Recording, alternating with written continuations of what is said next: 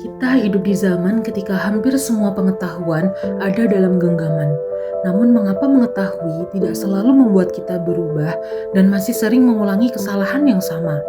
Bagaimana jika kita menjalani hidup yang tidak sepenuhnya kita sadari dan berjalan secara otomatis? Mungkin ada sesuatu yang selama ini bekerja diam-diam di balik cara kita berpikir. Bagaimana otak bekerja setelah revolusi kognitif? Daniel Kahneman kalau nggak salah mengatakan otak kita terdiri dari neurokorteks, di depannya adalah prefrontal cortex yang itu untuk membuat keputusan, membuat tindakan perilaku, memprediksi masa depan itu prefrontal cortex. Ada juga limbik otak yang fungsinya untuk menyimpan memori, emosi, perasaan, membuat keputusan berdasarkan loyalitas, sehingga makanya kalau mau jualan, sentuhlah memori otak tengahnya, bukan otak prefrontalnya, karena terlalu analisis capek, pakai otak tengahnya, otak emosi, makanya aduk-aduk emosinya kalau mau jualan itu. Dan yang ketiga ada cerebrum dan seterusnya. Tetapi Kahneman membagi fungsi otak itu menjadi dua, sistem 1 dan sistem 2. Sistem 1 adalah sistem otak pikiran autopilot. Itu adalah memori jangka panjang yang dari sapiens, manusia purba. Kalau dulu nenek moyangmu itu caranya makan, maka di memori itu adalah bunuh orang lain agar mendapatkan makanan. Dan itu tertanam di dalam otak manusia. Kalau tadinya Anda itu mau melakukan sesuatu itu dengan cepat refleks, misalnya Anda melihat singa atau anjing, Anda itu lari. Karena nenek moyang Anda ketika melihat sesuatu itu lari. Bayangkan kalau nenek moyang Anda melihat semak-semak belukar itu bergerak, dia menganalisis dulu pergerakannya berapa derajat ya. Wah, kekuatan pergerakannya kayaknya kecil. Wah, selak mati. Makanya dia langsung lari. Dia nggak pakai otak 2, nggak pakai otak ayu. Makanya ketika Anda itu naik mobil dari rumah mau ke BBMPV ini, Anda langsung tiba-tiba berjalan atau naik motor, Anda tiba-tiba nyampe aja di BBMPV. Berarti itu memori jangka panjang yang ada di dalam otak 1 itu. Itu mengakibatkan penggunaan energi di dalam otak sistem 1 menjadi kecil, ringan. Otak itu bobotnya 2% dari tubuh, tapi makan energinya 20%.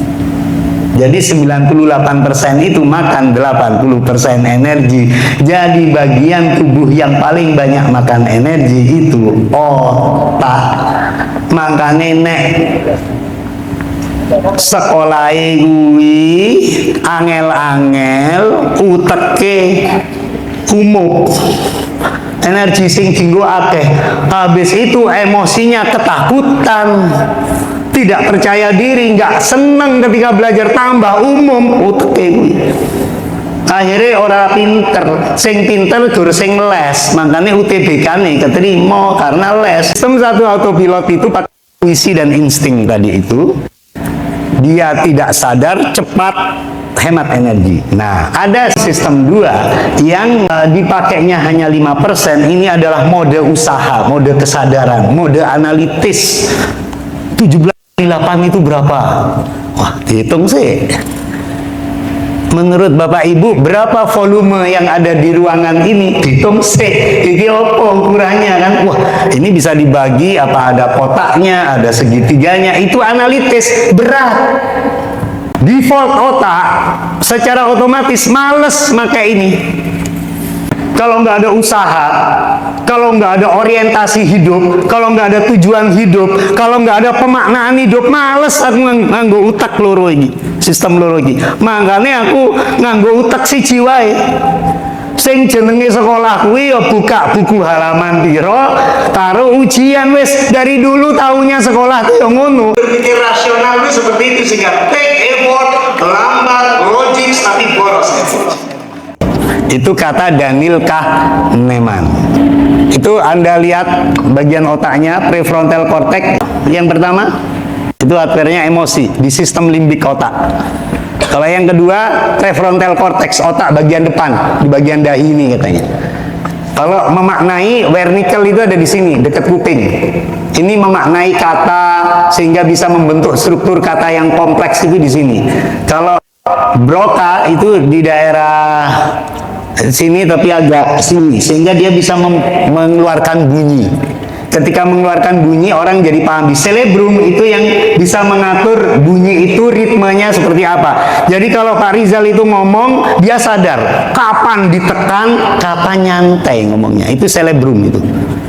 Ketika kita menggunakan sistem SAT, resiko entropi internalnya tinggi. Karena hanya pakai energi rendah. Ingat, kalau energinya rendah, entropinya tinggi. Berarti apa? Kemungkinan stres tinggi juga.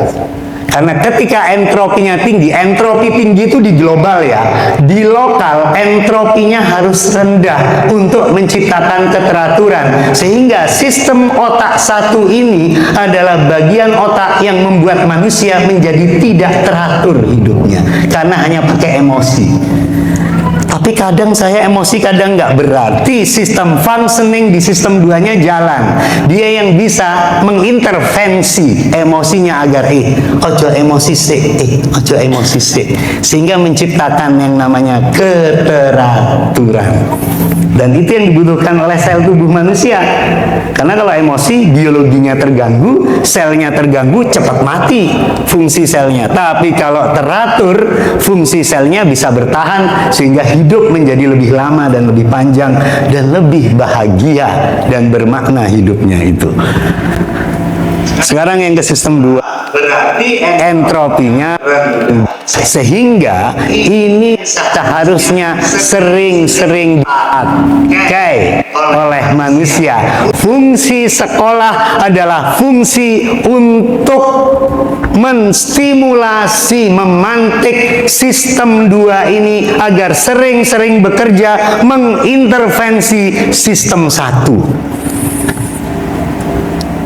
Tapi apakah harus pakai sistem 2 terus? Yo jangan.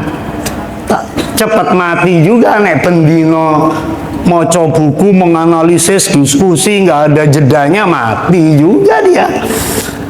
Kalau kemana-mana sistem 1 aja, ngeliat musik, ngeliat apa Tulus, pakai sistem 1 aja, sistem 2. Tulus ini menurut analitis gimana ya? Kok bibirnya begini ya? Malah ruwet tuh ya. Di sekolah nggak gitu, ndelok Tulus malah begitu, malah ruwet. Makanya kalau begitu ngeliat yang asik-asik, sistem 1 aja. Nah, sekarang kita lihat paradoks pendidikan kita.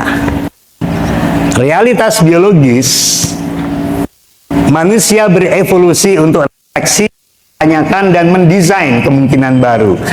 Tetapi mengapa sistem kita justru jangan-jangan sibuk mengulang dan mengulang apa yang terjadi, sehingga sistem 2 itu jarang terbangun. Banyak sistem satunya, karena yang namanya belajar menurut nenek moyangku ya seperti itu. Apa yang terjadi? Dampak ini kita lihat pertama, paradoks Indonesia. Kuantitas meroket, jumlah sekolah meroket, tapi mutu jalan di tempat. Ketika dulu jumlah sekolah hanya puluhan ribu, jadi 100.000, dan sekarang menjadi 300.000. Perguruan tinggi kita hanya 20 awal kemerdekaan, sekarang sudah jadi 4.100, ada yang mengatakan 4.500, saya nggak tahu yang benar yang mana. Jumlah mahasiswanya ada sekitar 8 juta dengan 4.000 sekolah, sedangkan Cina yang jumlah mahasiswanya sekitar hampir 47 juta, jumlah kampusnya berapa? Hanya 3.000 kampus. Cina yang penduduknya 1,5 miliar, kampusnya hanya 3.000. Indonesia yang 280 juta, kampusnya 4.000 sampai 4.500. Jadi kita harus tepuk tangan kepada pemerintah karena akses pendidikan semakin meroket di bangsa ini. Ini prestasi loh ya. Bagaimana mengukur mutu? Mutu pertama ini menurut data OECD dan kementerian ya, bukan data saya nggak pernah survei. Itu 70% siswa Indonesia belum mencapai level minimum kompetensi. Jadi nggak kepake sistem 2-nya, hanya pakai sistem 1. Dan itu diulang-ulang terus sistem 1-nya. Karena itu yang paling enak, hemat energi. Kata gurunya, yang penting aku dapat sertifikasi. Yang capek siapa? Yang honorer aja sama yang belum sertifikasi. Yang kedua, skor PISA kita, Bapak Ibu sudah sering ini, ada jarak 120 poin dengan negara-negara OECD. Angka kita selama 20 tahun ya Pak PLT itu di sekitar 360, 370, 390. Sekarang naik sainsnya tapi ada yang turun. Dan rata-rata OECD di 480, 490. Berarti ada sekitar 100 sampai 120 poin kita tertinggal. Padahal Land Riset dari Harvard University mengatakan untuk naik 17,4 poin sebuah negara butuh 30 tahun. Berarti kalau tertinggal 100 sampai 120 poin, tertinggal berapa tahun? Nah, ini sistem 2. Berarti apa? 120 dibagi 17,4 dikali 30. Piro, Bu? Sekitar 150 hingga 200 tahun jarak ketertinggalan kita. Tetapi ada yang mengatakan tidak begitu caranya menghitung. Kenaikan 30 poin itu jaraknya sekitar 1 tahun belajar. Jadi kalau kita tertinggal 120 poin, maka kita tertinggal 120 bagi 30, 4 tahun. Makanya kualitas universitas S1 lulusannya 4 tahun itu sama seperti SMA di luar negeri. Tapi kita lihat kenyataannya, kualitas S1 kita itu jaraknya berapa tahun? Ini namanya PIAT. Ini organisasi OECD juga yang mengukur lulusan S1 Jakarta ternyata setara sama lulusan SMP, bukan SMA. Di Denmark. Ini nilainya dulu. Ini Jakarta ya, bukan Indonesia. Kalau Indonesia berarti Jakarta, Papua, Jogja, Bantul, Kulon Progo, Pangandaran, itu Banten, Cirebon. Intinya lulusan S1 Jakarta setara sama SMP di Jepang dan di Denmark. Berarti tidak 4 tahun kalau gitu Pak TLT. Berarti 6 tahun. Kalau TKA katanya turun ya, TKA-nya ya. Bahasa Inggris 22,5. Bahasa Inggrisnya 22,5 dari 100. Iya, dari skala 1. Nah, kesimpulannya, waktu belajar panjang otomatis menghasilkan struktur berpikir dalam sistem 2 itu. Nah, ini keruntuhan ekosistem mental. Apa yang terjadi? Perundungan menjadi naik. Kita 2 kali lipat daripada negara-negara OECD, 41%. Kita lihat itu, ada mantu yang mangkel sama mertuanya tiba-tiba bunuh sekarang itu, ya kan Bu? Ada tukang ojek atau ojek online ya yang nggak puas sama pemilik perusahaan tiba-tiba datang nyiram-nyiram air keras, yang stres tambah banyak sekarang ini. Kampus mahasiswa yang bunuh diri nambah sekarang itu. Pelecehan sosial, mohon maaf ya, kiai tiba-tiba nyabuli sampai ditangkap kayak gitu. Ya Allah, saya bilang sistem 1 kita ya pingin, tapi sistem 2 kita mosok ngunukui, kan begitu kan. Ini namanya prefrontal cortexnya bekerja, sering-sering mengintervensi. Tapi enggak, ini membuat cerita, wah kamu kalau sama aku masuk surga menurut ayat ini. Wah, malah dia buat cerita kayak tadi kepala suku itu.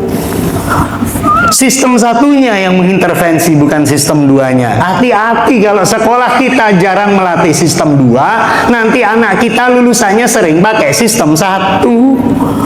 Karena memang latihannya di sistem 1 terus. Hati-hati ini Bapak Ibu guru, termasuk saya mungkin ya. Hati-hati, dampaknya tidak sekedar nilai akreditasi atau AKM Bapak Ibu. Dampaknya ke masa depan generasi dan masa depan bangsa ini. Dampaknya itu.